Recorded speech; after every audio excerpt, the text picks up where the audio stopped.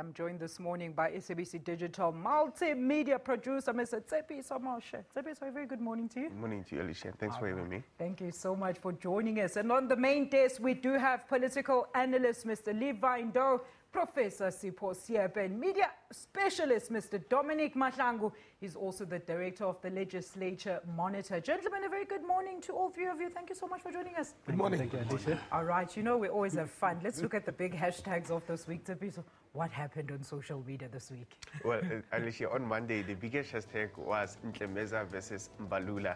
And this comes after former Hawks head arrived for work, even though police minister had appointed acting Hawks head Yolisa Matakata, and that generated a lot of commentary because as soon as police minister Mbalula there was a manhunt for him for the car and the cell phone. Yes, was made aware that Mtlemeza had reported for duty.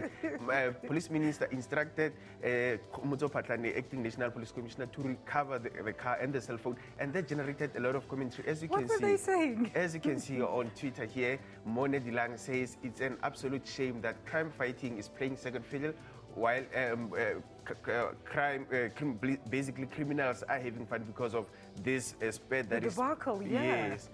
I'm interested in this picture. What's going on here, Tshepiso? Here, what it looks like, our police minister, Fikile Mbalula, is suffering from the Mtlemeza syndrome, and as you can see, he's getting an injection shot. Let's see what the gentlemen have to say about this. Tom, what did you think about these developments? No, for me, it's a typical South African element. You know, you can never keep them down. You know, they will always find a way humor to serious things. Yes. Professor Siepe? Well, one of the things that the writers there are also saying is that it's important that we focus on the work at hand. Yeah. That the minister had made a decisive position and had expressed himself. So it was unfortunate that his position was becoming, as he put it himself, a movie, and Mtlemeza Mbalula movie. And that becomes unfortunate because then the real issues should be dealt with. People applauded him for taking at least a position on this matter, but we must move on and concentrate on the things that we should be addressing. Levi, a quick one? Obviously, the police minister is to focus on the challenges facing the nation. True. But unfortunately now there are these kind of issues that are happening at a departmental level, and it's quite unfortunate, and it negatively affects us as a nation. I just love this picture, though. Very interesting, and we thank you so much for that humor on the show today. Let's move on to the big one, the big hashtag of this week. What was that, the big hashtag, Tshepiso? the other biggest hashtag this week was the nuclear deal that the Western Cape High Court had ruled that it was unconstitutional and unlawful, and that also generated a lot of commentary. I'm sure. From social media. Here we've got Aman saying a nuclear deal is not an anti-Zuma, even if it went Russia, but Westinghouse, Areva, or any nuclear bidder from the West, it would still be illegal. Pilil Nzimande says, hashtag nuclear deal. E-tolls, you are next. Yes, and Tshepiso saying our kids' future nearly went to Dubai and Nkandla. Gentlemen, what did you make of this? Levi, let's start with you. Well, it's a reminder about the processes that are supposed to be followed by government. And I think government leaders have to take it very positively and say, there's an area where we have erred, and if that has to be corrected, it must be corrected. Absolutely. But the main principles of our constitution is about consultation, it's about following all the necessary processes, which we actually not followed at this stage. Dom, there was a lot of noise about this nuclear deal. Some saying, I mean, where are we going to get the money to even have such a deal going through? Yeah, I mean, the judgment comes just barely days after the new finance minister says that he's going to stick to the principles and will fund projects that we have money for. So for me, government should not take this as a negative.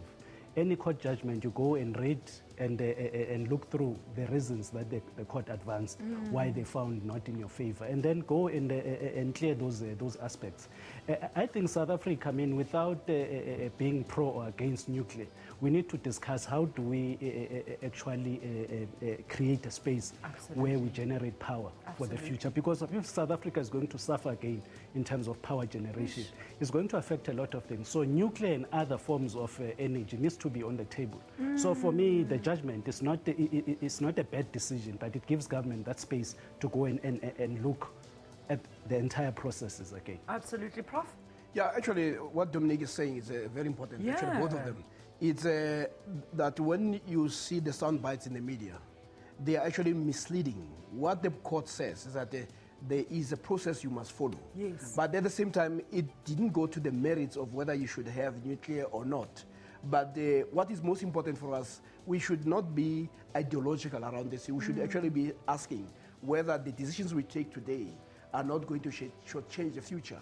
And hence the notion of a mixed source of energy becomes very important, and there should be rational engagement around those issues. Absolutely. But the way it is actually put, because some people had almost put the idea that there's corruption in it. But what it does, rubbishing everything with corruption disempowers our ability to rationally engage with issues that are very important to this country now and in the future. You see, that's why I love my three wise men. Let's go on to the final big hashtag of this week. The final hashtag. Freedom Day. Yes, it was Freedom Day, which was main event was held in KZN, where President Jacob Zuma was addressing the masses. Yeah. And as you can see here on Twitter, on your screens, we have a tweet from Carl saying, "Happy Freedom Day, people. Remember that freedom is defined by the individual, and there can be no freedom without responsibility." Gentlemen, a very quick one. What did you make of the social media reactions to how we celebrate Freedom Day? Some people were saying, why do our white counterparts not celebrate the day? Dominic? Yeah, now South Africa is always divided when it comes to such national days. So it did not surprise me, to see those different engagements, especially on social media. But a lot of people were saying we're not free. I think that was the general narrative. Professor? Well, I think, first of all, we must cement and consolidate the gains. And the gains are first at an ideological level. What you are asking is about freedom. People say freedom from what? There was freedom from white oppression. So you can also understand that sometimes why some white people who are beneficiaries of the system may not see this freedom as their freedom. It is largely a black freedom because they come from a system that subjugated them. Then the next level that people are going to be asking, what is the content of that freedom? So we have a political freedom, we don't have a cultural freedom, we don't have an economic freedom. So what we do is that you must move step by step, consolidate and advance. And the questions that have been raised are about to advance this freedom. All right, Tshepiso, thank you so much for joining us this morning. Do tell our viewers where they can get all these stories and more that's going to be happening on our news front today. Alicia, they can get this show and other shows on our YouTube channel by simply searching for SABC Digital News, or alternatively, they can go to www.sabc.co.za/news. There it is. It's on your screen. You have no excuse. All right, we're going to take a quick ad break. And when we return, we discuss whether our president could be in grave danger of being assassinated. Stay tuned to Media Monitor.